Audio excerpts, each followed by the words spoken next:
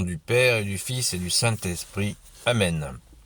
La paix de Jésus soit dans votre maison. J'espère que vous allez bien, que vous êtes dans la paix et la joie de Jésus. Alléluia. Saint Évangile selon Saint Luc, chapitre 19, versets 45 à 48. Alors Jésus entra dans le temple. Il commença à jeter dehors les vendeurs en leur disant : « Il est écrit, ma maison sera une maison de prière. Mais vous, vous en avez fait une caverne de brigands. » Chaque jour il était là dans le temple et il enseignait. Les grands prêtres et les maîtres de la loi voulaient sa perte, et de même les chefs du peuple. Mais ils ne savaient que faire, car tout le peuple l'écoutait suspendu à ses lèvres. Merci Jésus pour ta parole. Alléluia. Suspendu à ses lèvres. Waouh, merci Jésus.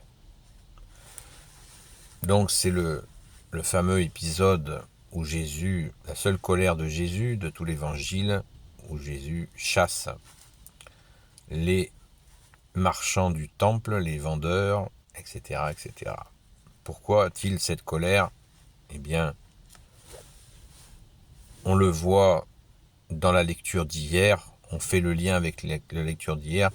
La colère de Jésus, la sainte colère, la sainte colère de Jésus est proportionnelle à cette douleur pour Jérusalem qui n'a pas reconnu dans son entièreté le Sauveur, le seul Messie attendu depuis 400 ans.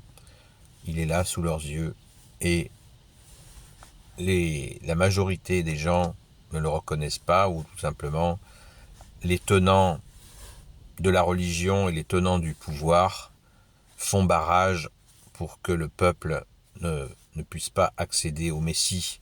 Ça a été d'une douleur effroyable pour Jésus, peut-être la plus grande des douleurs,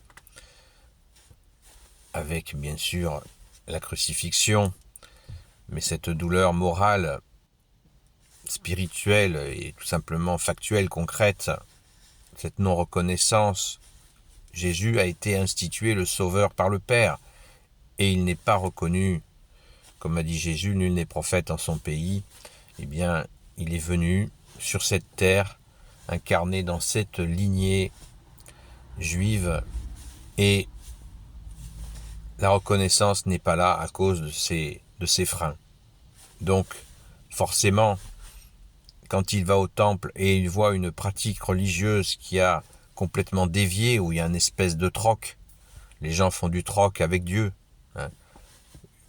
Je t'échange tel sacrifice d'animaux contre ou telle chose.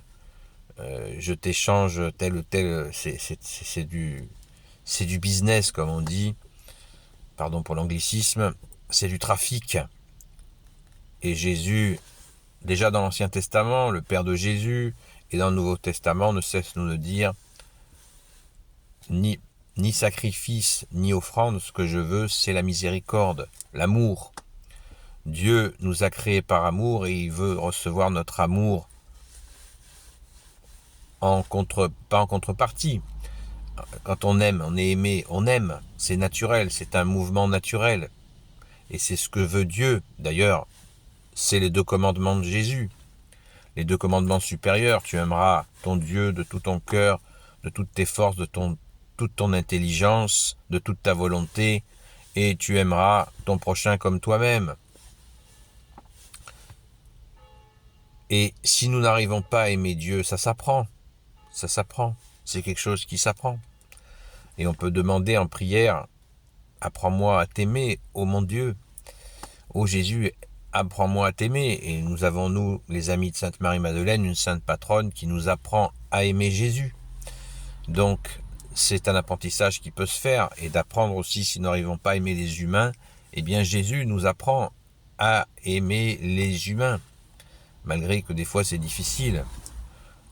Le grand Saint Jean-Marie Vianney a eu cette parole absolument extraordinaire. Il a dit, le bon Dieu, Jésus, plus on le connaît, plus on l'aime.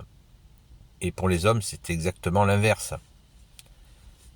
Plus on les connaît, moins on les aime.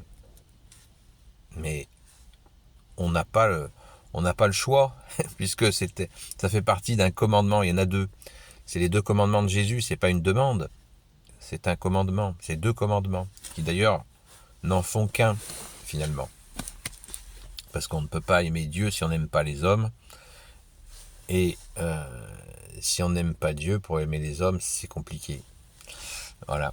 Donc, soyons bien conscients de ce cri de douleur d'hier de Jésus. C'est pour ça qu'il faut, quand les textes sont coupés comme ça, il vaut mieux lire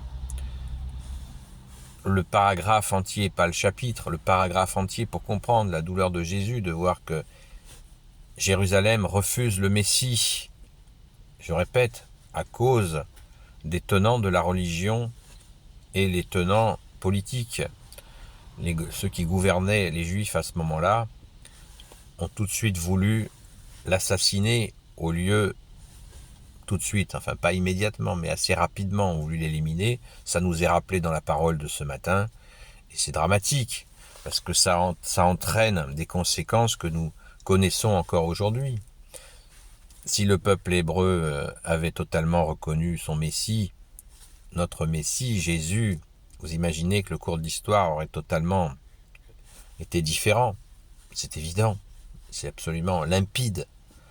Donc, tant de souffrances évitées dans le monde entier, parce que la non-reconnaissance de Jésus, sauveur du monde, eh bien, Jésus savait bien que ça allait avoir une conséquence dans le monde entier, évidemment.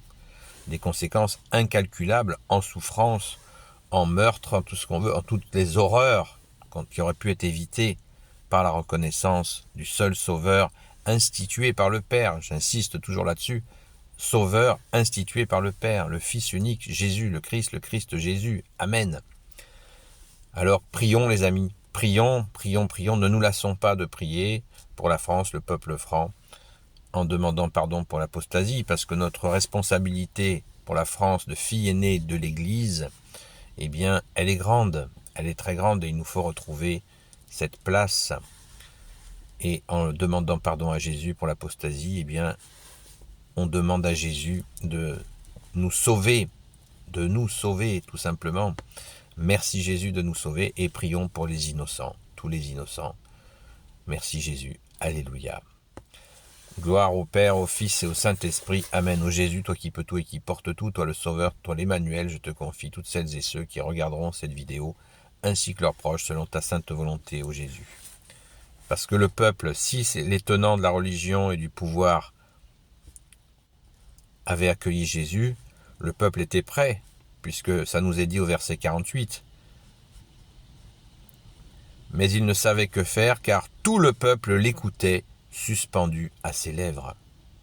Amen, merci Jésus, parce que Jésus enseigne avec autorité. Jésus, tu es notre seul enseignant. Alléluia. Sainte Marie, Reine des cieux, toi l'Immaculée Conception, toi qui écrases le serpent, toi qui es la lune sous tes pas, toi notre Mère, Notre-Dame, Saint Joseph, toi le juste et le saint, toi le sage, toi la terreur des démons, toi le saint gardien de la Sainte Église catholique apostolique, Sainte Marie-Madeleine, notre chère Sainte Patronne, et vous tous les saints et saintes, amis de toi Jésus, Saint Michel Archange qui est comme Dieu, Saint Gabriel Archange, Saint Raphaël Archange et tes anges guérisseurs, et vous tous les anges qui servez Jésus, je vous confie toutes celles et ceux qui regarderont cette vidéo, ainsi que leurs proches, selon ta sainte volonté, ô Jésus. La paix de Jésus soit dans votre maison, et je vous dis à très vite.